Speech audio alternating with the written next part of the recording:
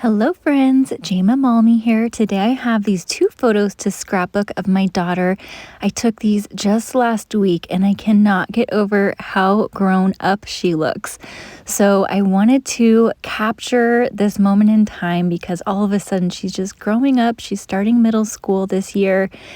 And I decided to use this paper. This is the Lily Pond paper, and I used one of these patterns last week in my Hawaii layout with the koi. And so I had this out and I was like, you know what? This is going to go perfectly with these sunset photos. So I pulled out several of the patterns and I'm trying to decide which ones to use. I definitely want to use this one right here because it pulls in all of the colors. And then I really like the look with the three other ones that are over on the right. So I'm just trying to decide how wide I want to cut these squares because I decided to do like a grid pattern in the background so that I can use all of the different patterns. And I've done this before and I just really like the look.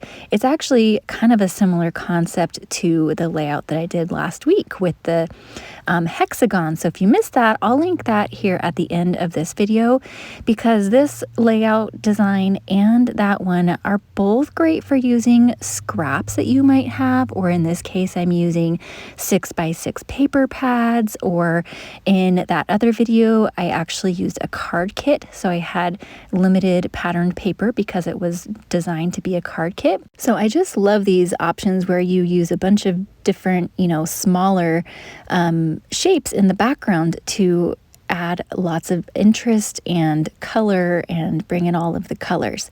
So here I've cut all of them down off screen.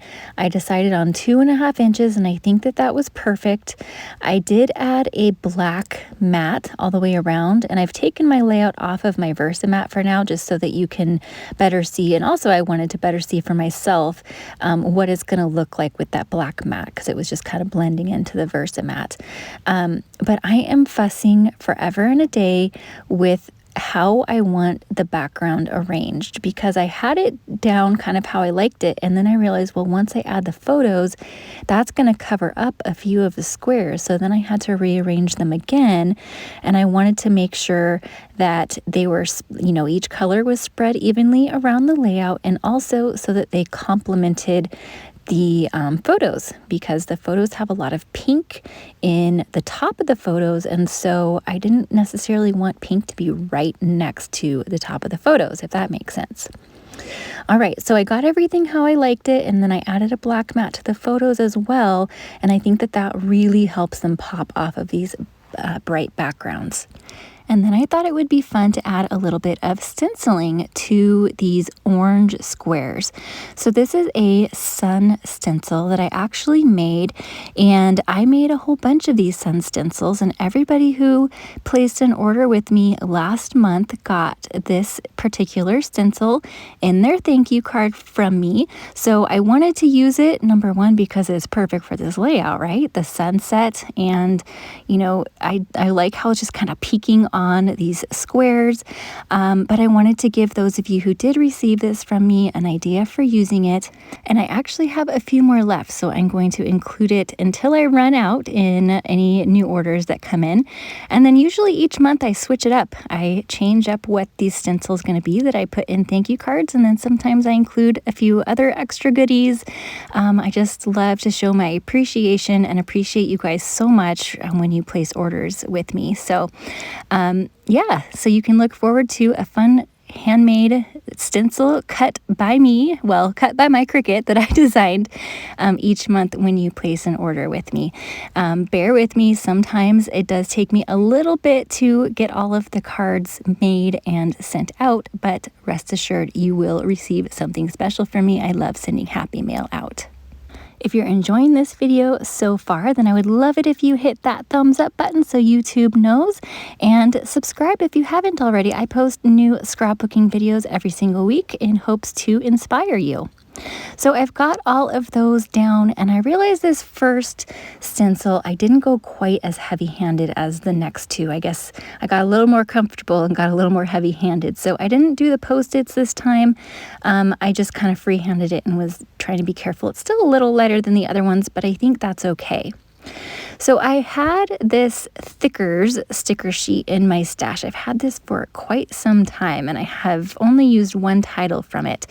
And I thought it would be cute to not only add a little bit more black accent, because we have the black mats around the photos and the whole layout, but this little sweet sentiment or title worked just perfectly, because doesn't she just look so sweet? And she really is sweet. Well, she's sassy and sweet, but mostly sweet. But she just got this new outfit for going back to school, and then we got her one of those 3-barrel curling irons that kind of looks like waves. I actually have never tried one, but I've been wanting to, and so we got one for her because she loves it when I braid her hair at night and then she wakes up and it's wavy. And so we thought, well, why don't we try that curling iron? And so she's never used a curling iron on her own, but she's been practicing, and she did her hair this day and it looked so cute. And then her new little outfit, her preppy outfit. Do you guys have preteens or teens and they're all about being preppy these days? I don't know.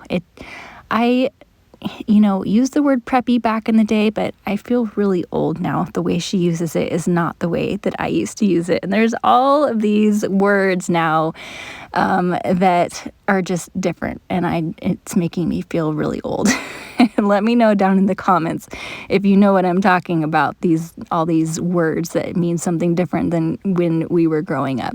I'm learning. Anyways, back to the layout. Let me explain what I was doing. You saw me bring out my Gnomes for Summer sticker sheet because there was that sunset sticker on there, and I was trying to make it work.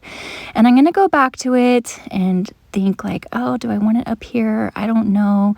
The colors were right, but I just wasn't loving it. And then I found this stamp that says the same thing. It says Chase the Sunset, which of course, how perfect is that? And I thought, well, what if I stamp that in black to, again, bring in that black up in this top corner? And I was just a little bit nervous because I was like, is that going to be too much black? Is it going to be distracting from the title? I don't know.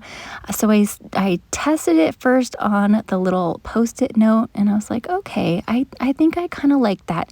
And then I realized I did have another one of those orange squares. So if all else fails, if I really hate it, I can just replace the square and do the stenciling over again. But doesn't that look so cute? I love it.